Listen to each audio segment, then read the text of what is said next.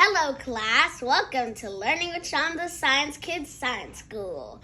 Today we will be learning about E equals m times c squared, one of the most famous equations ever. And this is by popular demand from all of my 1 million students. Wow, that's a high salary. Anyway, let's see what E is. E is equal to energy. Anyway, this is the part that confuses a lot of people. First, let's talk about powers. This right here, you might remember this from school, is called an exponent. C is the base number, base variable. So let's say C is 10, which is wrong because C is a constant of 299,792,458 meters per second. And then we put a 2 over it. So this is the base number and this is the exponent. The base number is multiplied by itself the amount of times the exponent says. So 10 to the power of 2 would be 10 times 10. Y'all know what that is, right? It's 100. Anyway, so M is mass. Mass is not like density, which is how much of it is packed into a certain space. Mass is just how much stuff is there. Like if you have this cylinder and it could have a mass of 1 kilogram, that doesn't mean like one thing is squished into a kilogram.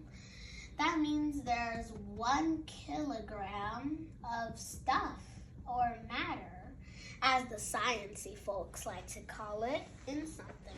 And C, as you know, is the constant of the speed of light, which is equal to 299,792,458 meters per second.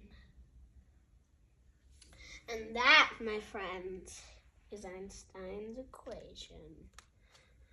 One of the most famous equations ever. Okay, you have 2 seconds to take all of your notes. Go. Okay, now that you've taken your notes, let's use a real life example of this. So first, let's draw our equation.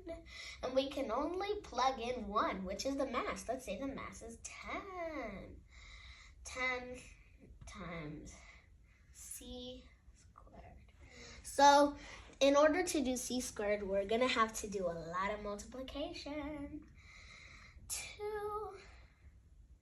299,792,458.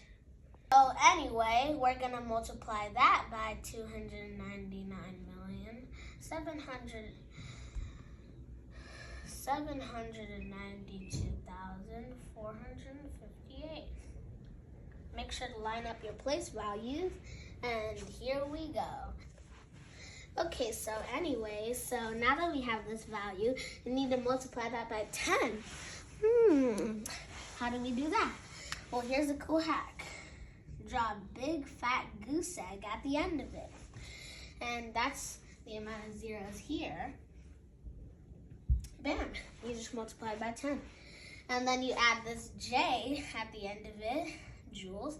So if you move this 10, say grams, joules per gram, then this value is divided by 10 to find how much energy is in each gram. So that is amazing, right? So that E is equal to that? So that's how many joules. We got an E in here. Letters and math? Letters and numbers? What? So anyway, we have just finished using a real-time explanation of the E equals m times c squared equation. Now, joules per gram is this, and joules, the amount of joules in would be adding a 0 right here. So 80.985 E. And ta-da! That is a real-life application of E equals M times C squared. Can you believe how much energy we have inside of us? So use that to help the world. Anyway, bye, and keep on sciencing.